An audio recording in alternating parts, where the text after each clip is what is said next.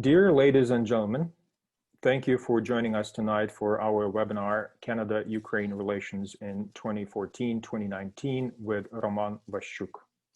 Our today's guests are distinguished members of Ukrainian-Canadian community and hardly need any introduction. Nevertheless, I'm happy to present Roman Waschuk, Ambassador of Canada to Ukraine from 2014 to 2019.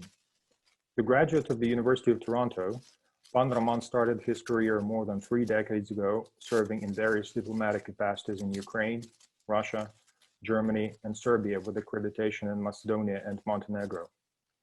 A more detailed introduction of Pan Roman is to follow by our moderator, Pan Yuri Klufas.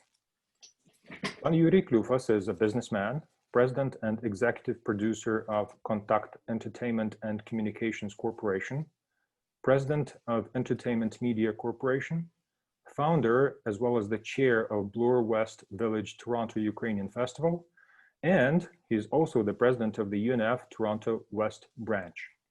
Thank you both, Your Excellency Pana Romana and Pana Yuri, for agreeing to be a part of our webinar. In addition, I would like to express greetings to our audience, including His Excellency Pan Andriy Shevchenko, Ambassador of Ukraine to Canada, for joining our event tonight. Also, this is to remind you all that our webinar will be run in the fireside chat format so as to make it lively and more relevant to your expectations. The audience is welcome to ask their questions by typing them in the Q&A or chat section of the Zoom application. We expect to finish at 7 p.m. Eastern Standard Time. Therefore, please provide your questions sooner than later. Last but not least, this event is proudly supported by the Ukrainian Credit Union. Pane Yuri, the floor is yours. Hello, добрый вечер. Thank you very much, Pane. Dear audience, it's great to be here tonight. We have two excellencies, which makes this even more formidable.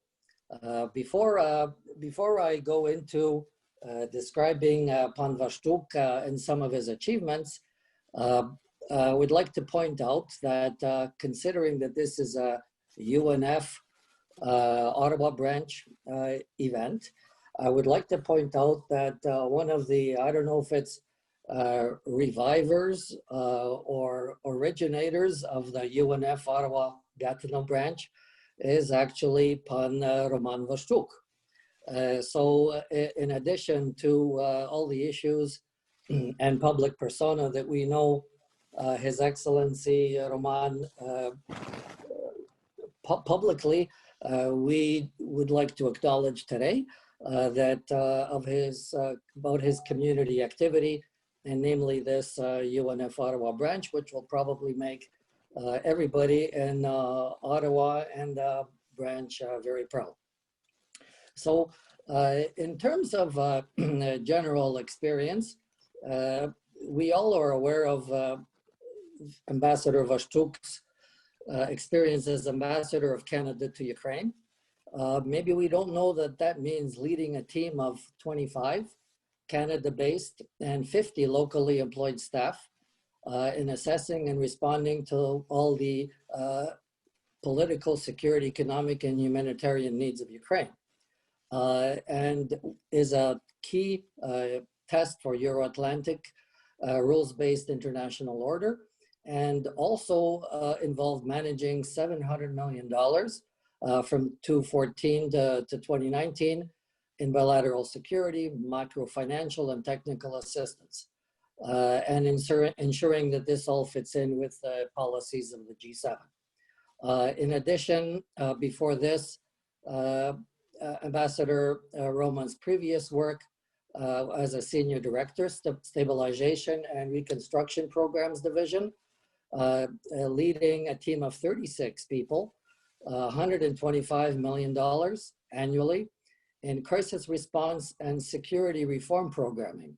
Conflict or disaster affected areas quite different from Ukraine, being Colombia, Guatemala, Haiti, Sudan, and South Sudan. Mr. Waschuk was also Director, Global Partnership, Chemical Weapons, Biological Weapons, redirection of weapons scientists from 2007 to 2008. Also a Foreign Service officer from 1987 to present, prior to the ambassadorial directorial appointments for foreign postings in Moscow, Kyiv, Berlin, headquarter positions in Eastern Europe Division, EU Division, and policy planning staff. Very interesting is also Mr. Roman Waschuk's involvement as a historical researcher for the Commission of Inquiry on War Criminals from 1985 to 1986. This was to provide contextual historical data for Canada's investigations of World II war crimes, primarily in Central and Eastern Europe. So at this point, would like to present Ambassador Pan Roman Waschuk. And we would like to get an idea of the influence conceivably that Canadians, Ukrainians have on Ukraine. And as an introduction, during our talk, you mentioned the astonishing or astonished understanding of Ukraine achieved by Minister or Premier Groysman during his visit of Canada. Maybe we could start off with that to highlight the way that we understand Mr. Groysman was surprised of the Ukrainian presence, and how we could intertwine your knowledge of Ukraine and you being a community activist in general terms. Okay, well, thank you. You've blown all my covers, my bureaucratic covers, my hidden UNO past, and various other things I've done. So maybe it's time for me to come clean here on this Zoom conference about all of this. I'd say that Canada is unique worldwide in the sort of depth and breadth of Ukrainian community engagement in the life of the country itself.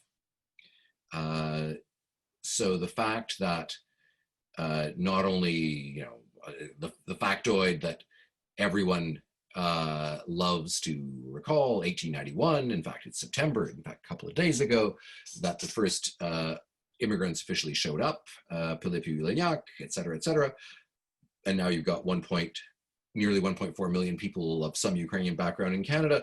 But the fact that even from the very beginnings, from within a decade, 15 years after arrival, these people were already getting themselves elected to local councils, provincial parliaments, federal parliaments, now becoming deputy prime ministers of Canada. So the degree of engagement is unique. And that is something that I think people in the westernmost bits of Ukraine, Bukovina, Halichina, understand. People in other parts of Ukraine not always as conscious of it. And certainly Prime Minister Groysman grew up in Vinnytsia, was shocked when he got here.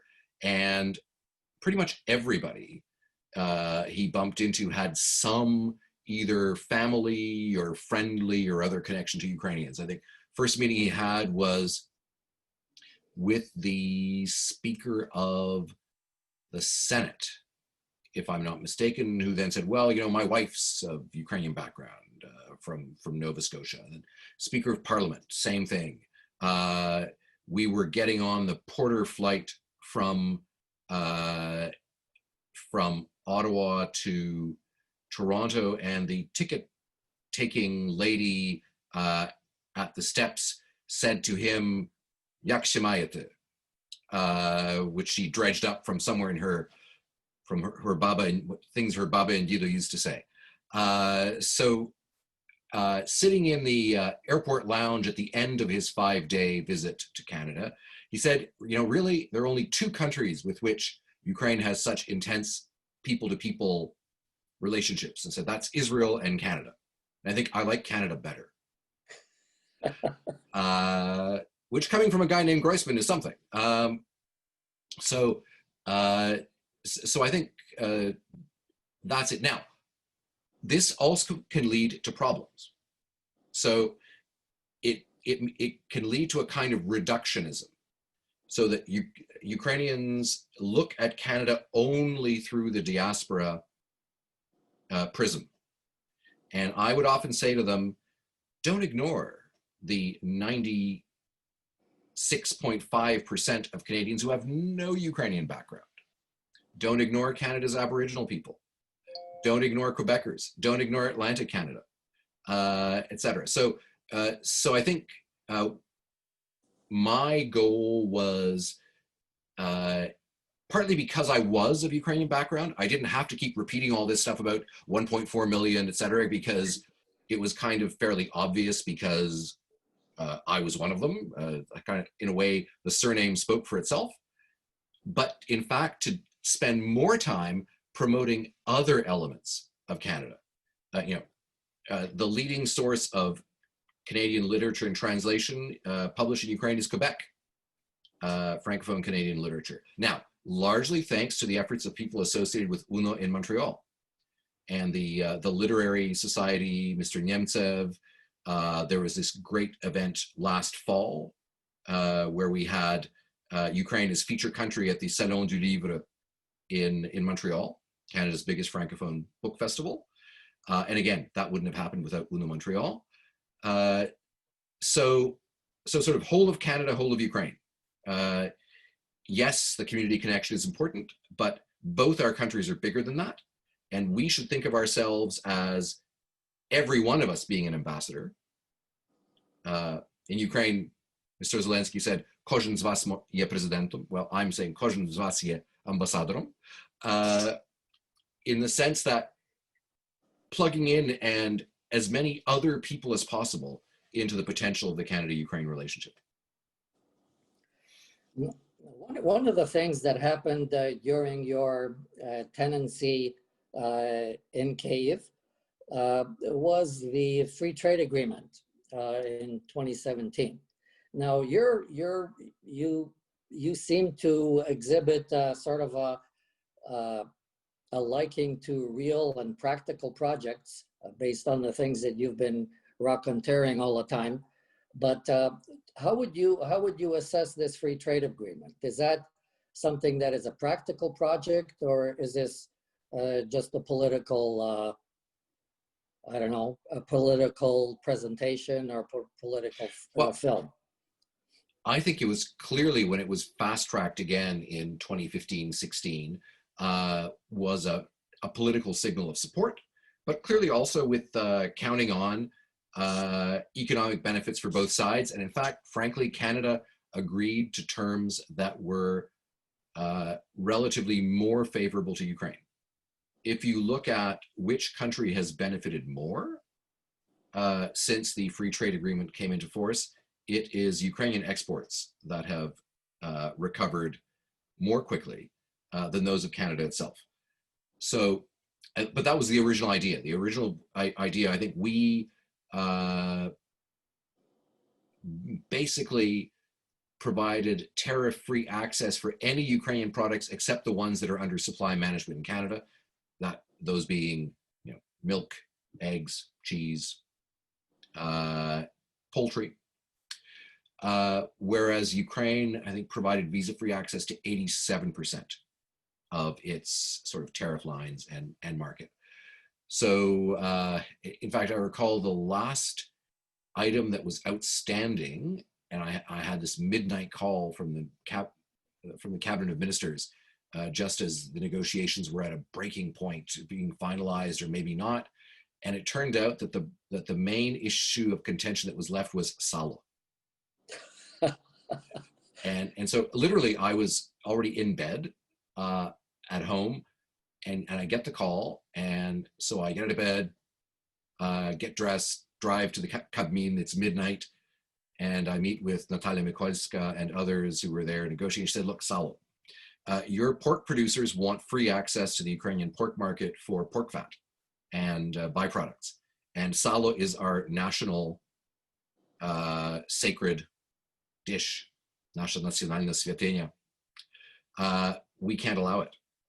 And if your pork producers are going to insist, then it's going to be too bad." So ultimately, we agreed on a so-called tariff rate quota. So yes, there would be access, but it would for Canadian pork and especially salo type byproducts, but it would be limited so that we wouldn't flood and kill off the sacred Ukrainian salo supply. So that's where cultural sensitivity comes in. I mean, somebody else who didn't know about the importance of salo might not have understood what Madame Mikoska was on about. But we fixed that problem. So we have other barriers that aren't allowing as dynamic a development of the trade relationship as possible. Export Development Canada is very reluctant to lend to Ukraine, partly because of a problematic satellite deal from 10 years ago, which means that Canadian companies wanting to export can't always get the lending or the insurance that they want or need to do deals. We found in Ukraine that, for example, for things like newsprint, there were Ukrainian clients who wanted to buy from Canada, but we couldn't find Canadian companies wanting to sell to Ukraine. So sometimes you end up in these rather sort of ironic situations where you're doing export promotions and you can't find the exporters who want to take the risk in shipping into a country that's unfamiliar to them. Pane Romane, Ukraine now is at war with an invader, and one of the biggest parallel projects between Canada and Ukraine is Project Unifier. Could you on one hand tell us about the Unifier project, what it means to Canada, what it means to Ukraine, and to what extent it's helping or not helping the war effort in Eastern Ukraine? Okay, Operation Unifier is now in its 4th year and maybe soon be going into its 5th year. It's certainly gone through about 9 or 10 rotations, 6-month rotations of Canadian Forces troops. It has been for the past couple of years the biggest single on-the-ground presence of Western troops in Ukraine. So Canada is a leader in that respect. It's trained about 17,000 Ukrainian soldiers, but it's gone from what was essentially one-on-one tactical training, Canadians training Ukrainians in the field at a company level, to things like writing new military police curriculums, creating a new way of training Ukrainian sergeants so that they aren't just gophers for officers, but are like independent leaders practical leaders of soldiers like they are in the Canadian, British or Australian armed forces. So really, we've been focused on going up the value chain and on transformation of the Ukrainian armed forces. Not every part of the Ukrainian armed forces is keen to transform itself. It's got a lot of middle management, a lot of general officers and old school colonels who like things the way they are. But we've by being on the ground so long and being listeners, not just talkers, we found those niches and nodes where there are Ukrainian officers who want change, and that's where the Canadian soldiers go, and that's where the training and the sort of transformation of curriculum happens. Are they better able to fight afterwards? Yes, but we've also thought about how sustainable is it. So in other words, if you train people, but they all leave the army the year after, then it's not terribly sustainable. So there are also people working with the Ukrainian forces on an HR strategy, retention of people in the armed forces. Also fairly high up stuff like, this may sound like me going off on a tangent, but I will try and do it quickly and then come back. I was present at this absolutely disastrous diplomatic dinner where we had a bunch of American officers mostly try to browbeat the Ukrainian then minister and then chief of general staff into accepting command and control reform. And those guys were saying, and saying, our majors and our lieutenants who've been working on memos, they think you Ukrainians have got it all wrong. You should do it the way we're doing it. The Ukrainians were going, whoa, wait a minute. Just who do you guys think you are? So this was not a happy event. I think what we did is we reactivated a Canadian general, General Craig King, who had worked on relationships between ministers and commanders. In other words, between the two towers, if people in Ottawa will know, the two towers of national defense, the uniform military tower and the civilian ministry tower, relations there. And so he put his uniform back on. He came to Ukraine, brought together Chief of General Staff, the minister, a bunch of other people, provided some of the same advice the Americans did, but coming from a general and coming from someone who wasn't lecturing them, but telling them the stories of how he tried to do this and the frustrations he sometimes had in Canada of getting people to work together. They bought into it. So I think a lot of the success we've had is because Canadians have a higher cultural awareness of Ukraine and are, I think, naturally less finger-wagging lecturers and listen before they advise. Pane Romane, we have already a couple of questions here. One already from David Lupel, asking about democratic development or democratic reform or any kind of democratic progress in Ukraine. To what extent do you think that exists? Whoa. This Lupul guy sounds like he's been hanging around Ukraine or something. I don't know. I seem to remember somebody by that name. Well, in one respect, it's almost too successful, which is that there was an election in which the president was swept away by 73%, and the parliament was replaced by I think a factor of more than 2/3. So that, in a sense, is democracy in action. It's not, though, a sustainable political party development that gives the country policy-based parties and leadership that allow it to thrive. So I think the big Canadian electoral missions, and I think many in the audience have been members of those, have worked in terms of the mechanics of democracy. Where we have had big problems, and they're mostly Ukrainian problems, not Canadian problems, is in getting people to play nicely together. This may be a problem of old style Ukrainian educational systems, et cetera, but working cooperatively, accepting temporary vertical leadership from somebody you've chosen and staying with them and not immediately breaking up into factions and sub-parties the first time you're unhappy about something.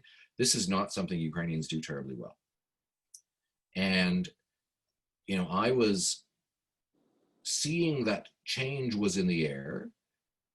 I held several dinners with people of a kind of Nadia Narodu nature in the previous parliament, who seemed like promising, smart, Western-oriented, Euro-Atlantic people, seeing if they might be able to find a formula for working together. And as it turned out, nope, they couldn't. And this, we had two big projects with International Republican Institute, with National Democratic Institute, that did all sorts of training on party building, party formation. We paid for polling, two different types of polling, deliberative polling, traditional polling, that was made available to all the political players in Ukraine. How do you reach out to constituencies? What are the actual concerns of people? But there is a horoch obstinu aspect to this, not only in terms of old players, but the newer ones too. You'll see after Maidan that you had a number of very sort of vibrant personalities whoever were so vibrant that they couldn't tone it down to work together with each other. And so the post-Maidan young political generation never really organized into a cohesive force. And you can't force people. No matter what people say about zowniczne upravlenia, foreign manipulation, Ukrainians are unmanipulable. I've tried. And it doesn't work. They unfortunately need to keep relearning these lessons the hard way, which is by ending up with problematic regimes, and then they all heroically rebel against them, but then lose focus as soon as they've won. This is, I think this is something that's really hard for people from a peace, order, and good government country like Canada to deal with. And that means that not every brilliant piece of advice from Canada works in Ukraine either. Different psychology, different approaches. But, is Ukraine formally democratic? Yes. Does it have democratic changes of government? Yes. Does it now have decentralization with a lot of influence at the local level for voters with the people in their towns and villages? Yes. Does it have a national political scene with parties that actually carry strategic messages and thoughts up and down the chain? No, it doesn't. So it remains immature, or possibly ahead of us. The last thought on this question, which is that when a group of Canadian MPs, mostly sort of veteran MPs, came for the second round of the presidential elections in late spring, they were looking at what was going on in Ukraine going, man, this Zelensky guy, this is like a bolt from the future. Virtual campaign, none of the old boring door-to-door, actually none of the stuff that really meant campaign to them. Is our relative failure in terms of bringing Canadian or Western style political party development to Ukraine because there's something wrong with Ukrainians that they don't get it? Or is it because our model is no longer applicable even fully here in our own countries, as we're discovering, and that maybe we need to be a bit more humble in what we think we can teach other people about? Well, very, very, very interesting response to that question. I also would like to acknowledge again Ambassador Shevchenko, the ambassador of Ukraine to Canada, who sends out greetings to you, Mr. Waschuk. It says, Ambassador, what a pleasure to see you. Thank you for your work and friendship. And the following question, Pana Romana, is what arguments did you find most convincing when you needed to explain why Canada had to care about Ukraine? Otherwise, UNO members will be unhappy. No, that's not the only answer I have. It was more, Ukraine is by European standards, a very large country. It's part of the eastern flank of the Euro-Atlantic space. Canada fought 2 world wars for peace and stability in the Euro-Atlantic region. It has extensive people-to-people connections to it. It's one of the countries where Canada can punch above its weight. I mean, people are a bit tired of us saying these things, but it is true. Canada is a top-tier country in Ukraine. It's one of the top 3, top 5 countries on any subject that the government engages on, the Ukrainian government engages on. So it is in the Canadian strategic interest to be engaged in Ukraine. It gives a Canadian defense minister something to talk about with his colleagues. For example, when they meet in Brussels at the NATO Defense Ministerial in a format called the Quint, which is the countries that are engaged in training operations in Ukraine, Harjit Sajjan represents the single biggest contribution. There aren't many situations where he can say, I'm the most important, me and my troops are the most important people in this meeting with the US, the UK, Poland, and Lithuania. So it's an area of comparative advantage for Canada, and that's why Canadians should care.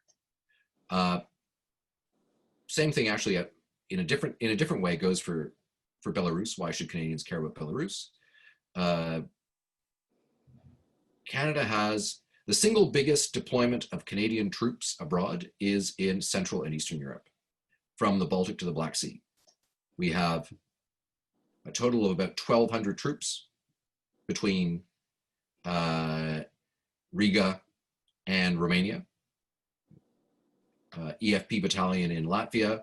We have Operation Unifier training mission, different type of mission in Ukraine, and then air policing in Romania. And we have HMCS Toronto. So there's a Canadian reference for you, floating around this year in the Baltic, last year in the Black Sea. So we're there. It's a matter of making our presence as effective as possible. Pana Romane, thank you for bringing up the Belarus issue, very, very current. And we're also following up here with the next questions. This is from Pani Uliana Pizzamecka. It says, speaking of democratic development, what is your perspective on the erratic nature of educational reforms, including the multiple changes in the acting Minister of Education? Yeah. And finishes off here, brain drain is still a thing. Yes. I'd say Ukraine was actually fortunate in having an approximately 3.5 year stint of some stability in education reform that produced Nova Ukrainska Szkola.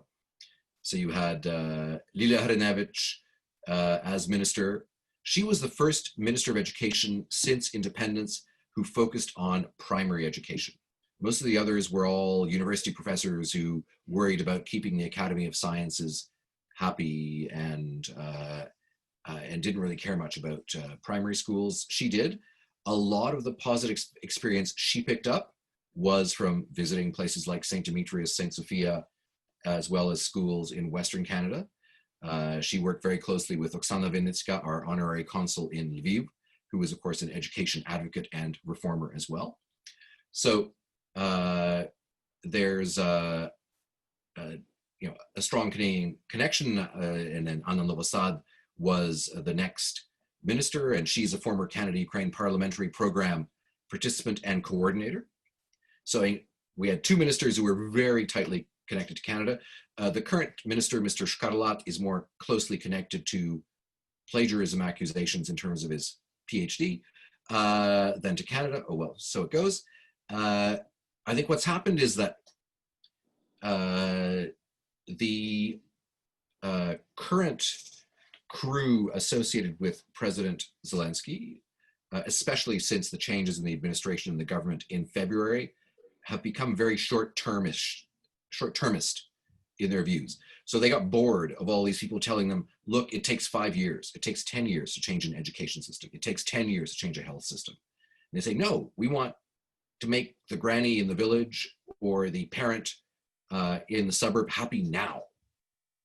And so they've gone to, I would say, actually, people who are, in policy terms, charlatans, old school people peddling quick fixes, which aren't going to work. So what's happening now, I think, is very worrying. It's worrying in education, and it's worrying in healthcare in Ukraine. So I can't give you a happy clappy response to that question. So, Pana Romane, how about just a question that's sort of a little bit conceivably introspective? You're very involved in the community, and then you go, you have all these public posts, and then you arrive in Ukraine, and you have this background of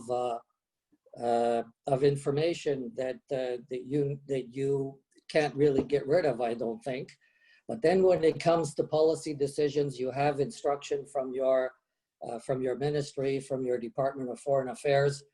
And how do you balance out, you know, my home instruction is better or more important or more valid than what I'm receiving from Foreign Affairs?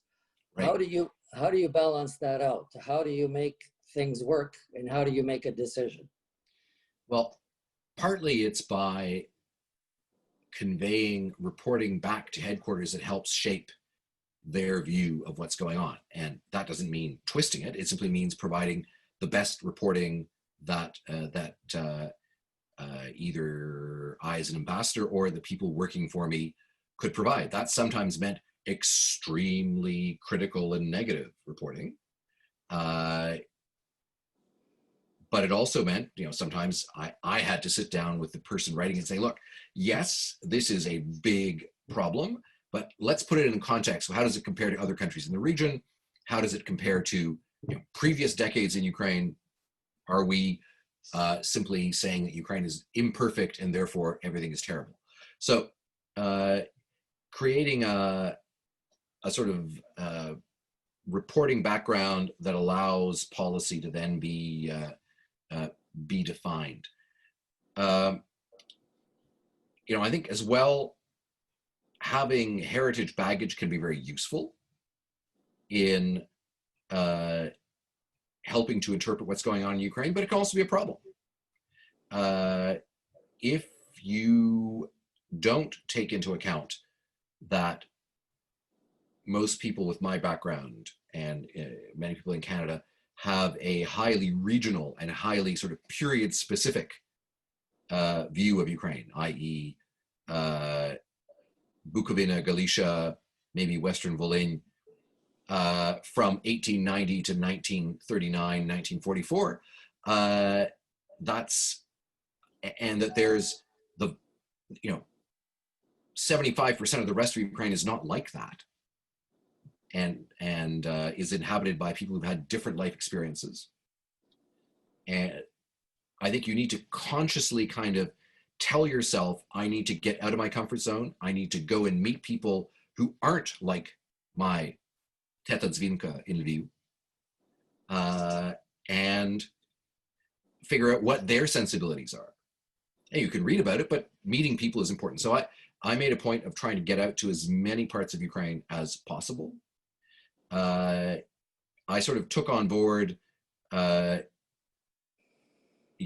Hrytsak's point when he was, I guess, debating with Mykola Ryabchuk, and who had the thesis of Dvi Ukraine, sort of colonial Ukraine and sort of anti-colonial Ukraine. And he said, Nie 25 Ukraine, there are 25 Ukraines. Each oblast has had a slightly different experience. And so going micro to get a better macro picture is part of what I did. I think what's also important, and I gave an interview shortly before I left to a very interesting new journal called Lokalna Historia, published in Lviv. And they asked me also a sort of heritage question. And I think what I said is, heritage should be a tool, it should not be our master. In other words, you have your heritage and then you apply it in the modern age in a forward-looking context. You don't let it kind of take charge of you and imprison you in only what that particular one experience may have provided. Very nice. Hopefully we all take advantage of that insight. We now have a question from Boris Gengalo. We're back to, I guess, back to Ottawa.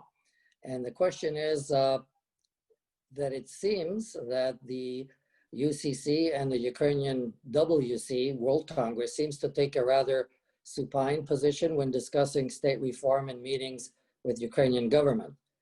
And the question continues, in fact, there is no indication that it is raised at all. Would a sharper tone and pressure on the Ukrainian government not help? Two different ways of reading that last sentence. So I would say yes. The two organizational leaderships have not been kind of going off all guns blazing on, why has this minister been changed and why has that policy decision or position been taken right now.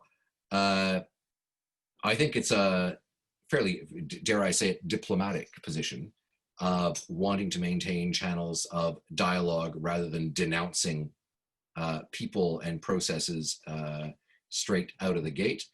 I think it is discussed in meetings. I've been in meetings, for example, during President Zelensky's visit here in Canada during the Toronto Reform Conference, where it was raised. It's been raised in meetings, for example, that the World Congress has had with Mr. Reznikov, who's in charge of Donbass and Minsk negotiations, etc.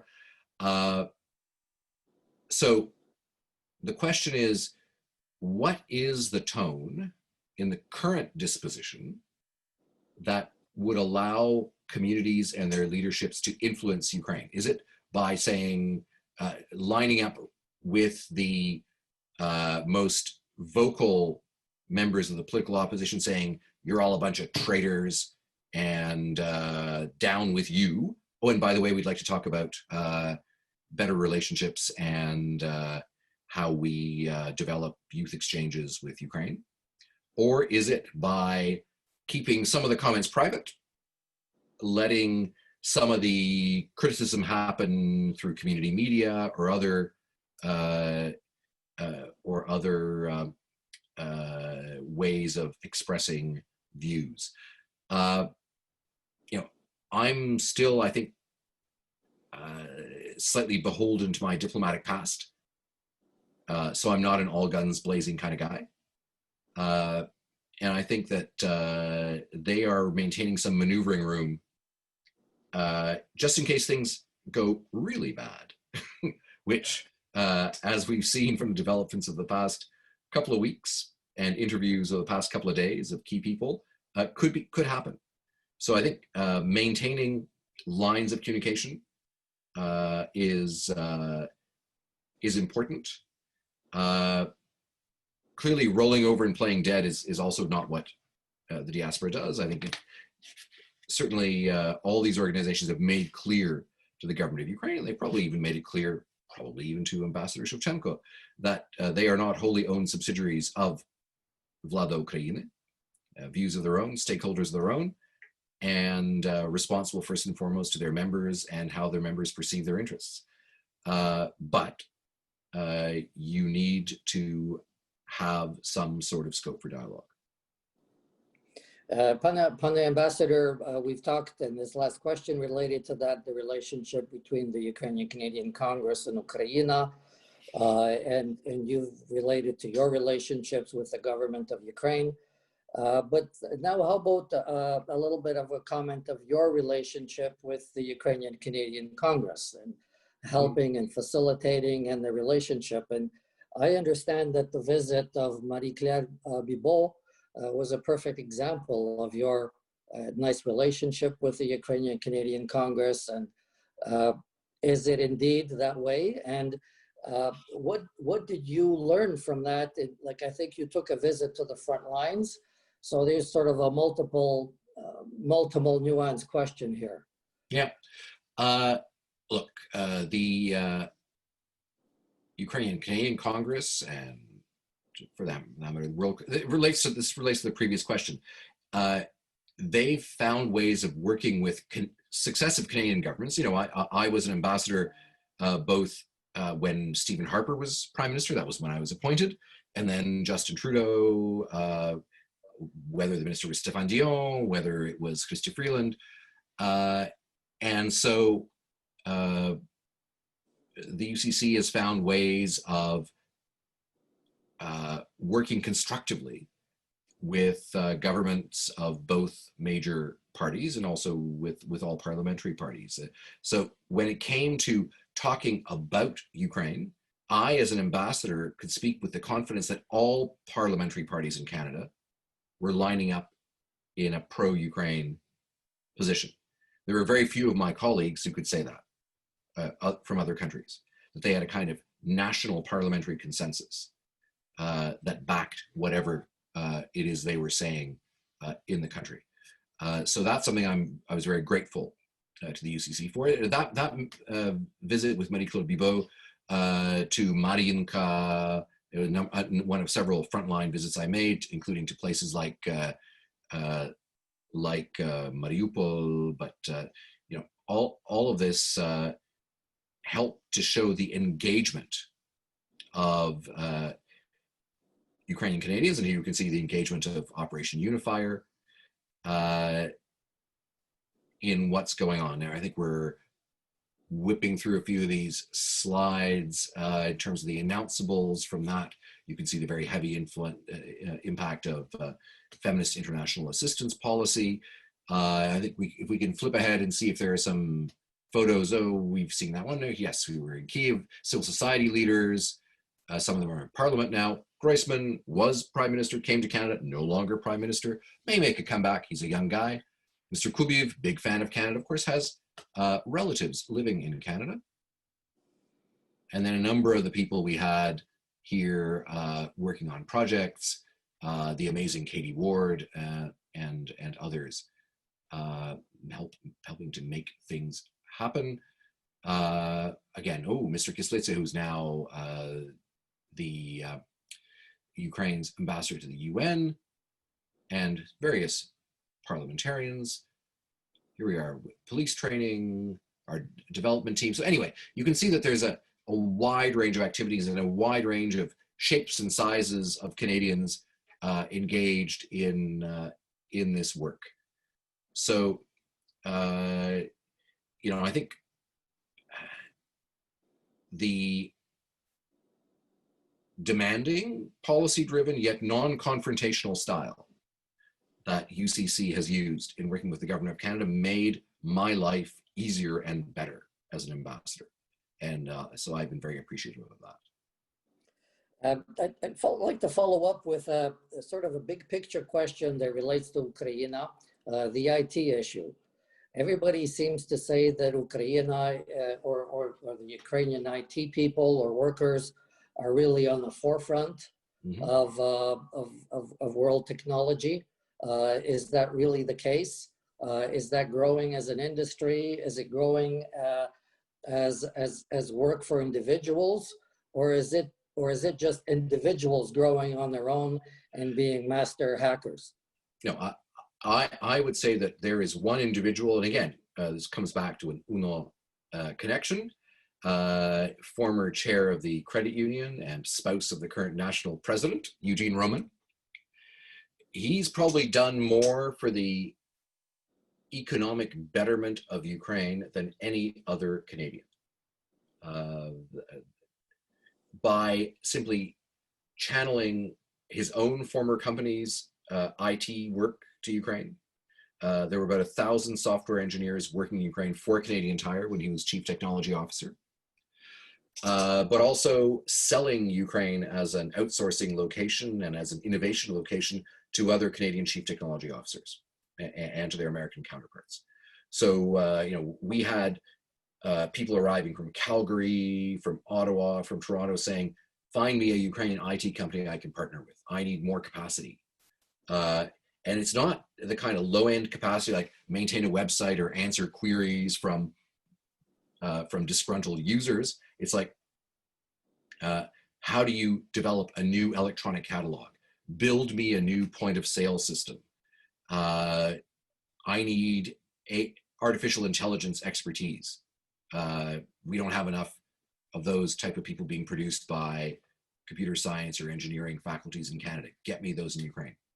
So I was estimating, based on sort of discussions I was having with tech company people, that, you know, if Ukraine exports to Canada were around 75 million goods exports a year, intellectual property, mostly software exports and related, were probably 150 million, 200 million. They're invisible, you don't see them, but they're very much an important factor. So not individual hackers, very often now very well organized in companies that are, for example, working on building an IT park in Lviv in conjunction with Brookfield, the biggest Canadian property developer, because they want to be partners with a world-class headquarters that they can show to their clients.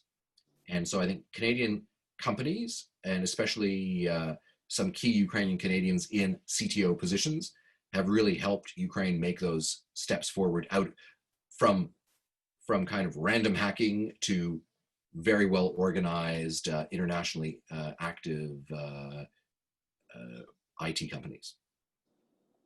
So let's move back from the big picture to like very, very tight micro looking at individual projects, things that that I understand that you personally like is praktyczni, przyjemni projekty. That's and right. Maybe you could mention to The us. triple P. You mentioned back in the 90s, 97, that you started a project in Ivano-Frankivsk. Maybe you could tell us a little bit about that. Well, Canada started a project, and I was part of the group that helped to locate it in Ivano-Frankivsk. That was the Small Business Economic Development Ivano-Frankivsk project, which was designed to train people in entrepreneurships as well as English language skills, facilitate registration of new businesses, that sort of thing. Put it into Ivano-Frankivsk partly because, partly for sentimental reasons. It was, of course, the region from which the first Ukrainian settlers came to Canada. And so I argued that if people had enough get up and go to Canada in the 1890s, they should have enough get up and go to become entrepreneurial in the 1990s. Of course, they kept also going and leaving, but enough of them stayed to make business viable and worthwhile. It took a long time to get going in terms of having the impact, reaching critical mass.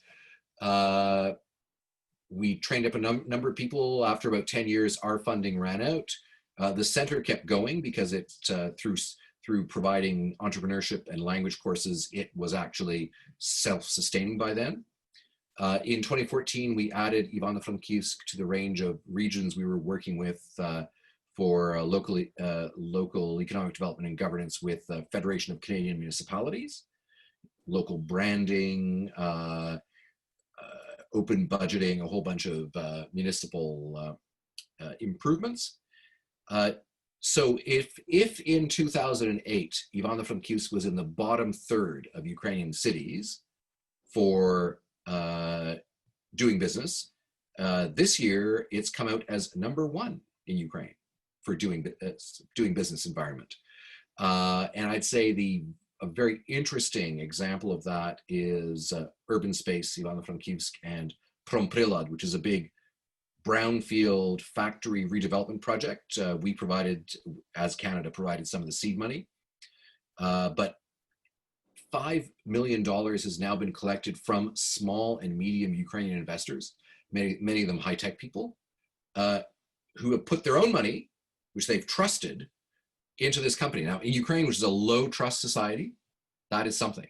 And so in the city and through this project, we've supported Ukrainians with initiative who have been able to build enough trust to get their fellow Ukrainians to put 5 million of their own dollars, not hryvnia, dollars, into this.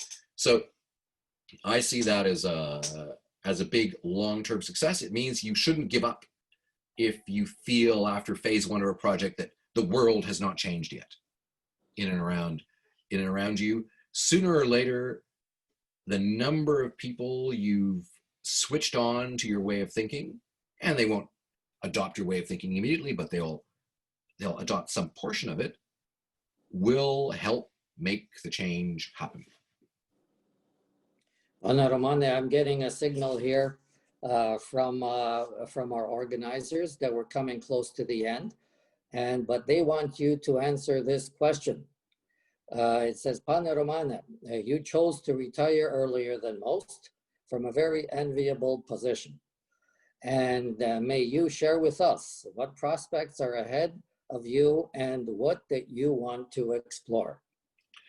Well, I figured I need more time for Zoom conferences with UNO members. I mean, this is, again, well, in a way, there's a sort of continuity because as a Canadian public servant, all of you guys out there in Zoom land were paying me. And now as a public service retiree, you're still paying me. And I'm largely still doing the same stuff, thinking about Central and Eastern Europe, talking about Ukraine, talking about Belarus. So it hasn't been a huge change. From my personal point of view, what I felt was that having served as ambassador twice in a row, first in Belgrade, in the Western Balkans, and then in Ukraine at a very unique time, I'd say sort of both a strategically and for me personally significant time, and then working for the last 3 years very closely with Christopher Freeland as Minister of Foreign Affairs. I felt that was not a combination that I could recreate by going back to headquarters and taking on a sort of a line job. So I figured, why not go out in a high note? And then, when you live abroad for as much as I have, it means you haven't spent as much time with family or as much time with your kids sometimes and others. So I figured, since I have the opportunity, since Canadian taxpayers are ready to allow me to do it, or at least can't stop me from doing it, to use some of that additional freedom. And then I thought, okay, well, then of course we can travel. Well, COVID has taken care of that. And then I'll go and visit some think tanks. Well, COVID took care of that too. So I think in terms of what comes next, I'm still working on that, trying to figure it out. But in the meantime, I'm trying to meddle in as many areas of interest to me as possible. Romana, on that beautiful fine note, thank you very much. And I pass the microphone, so to speak, or pass the Zoom here back to Ottawa to Viljan. Thank you. Thank you very much, both Your Excellency, Pana Romana Waschuk and Pana Yuri.